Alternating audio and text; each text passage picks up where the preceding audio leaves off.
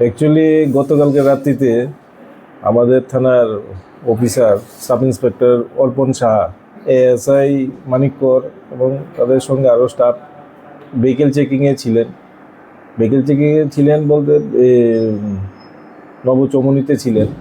তো ওই সময় তারা ভেহিকেল চেকিং করার সময় একটা অটো মানে ওই দিক থেকে নবচমনির থেকে বণিক চমনির দিকে আসছিল। তখন তারা সাইন দেখায় এটাকে স্টপ করার জন্য, কিন্তু অটো ড্রাইভার পুলিশের সাইন মানেনি এবং সেটা ভাইলেট করে আরও স্পিডে চলে আসছে। তারপর এখানে নাকাতে এটাকে যে কোনোভাবেই আটকানো হয়।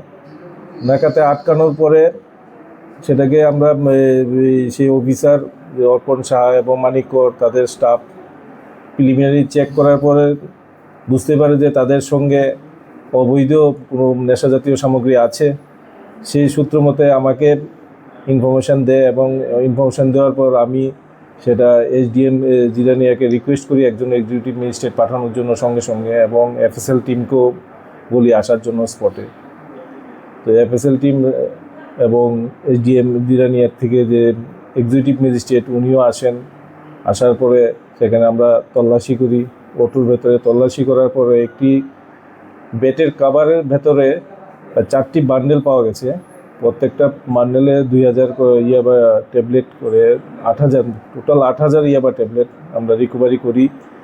এবং তাদেরকে জিজ্ঞাসাবাদে জানতে পারি যে 2জন প্যাসেঞ্জার ছিল অটোতে।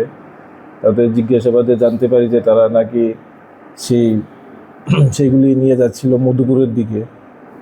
তো যে অটো ড্রাইভার ছিল সে পালিয়ে গেছে, তাকে ধরার সক্ষম হয়নি। এইগুলি সিজ করার পরে এই 8000 ইয়াবা ট্যাবলেট সিজ করার পরে এবং তাদেরকে আমরা থানায় নিয়ে আসি এবং তাদের বিরুদ্ধে আমরা এনডিপিএস অ্যাক্টে একটি মামলা নেই।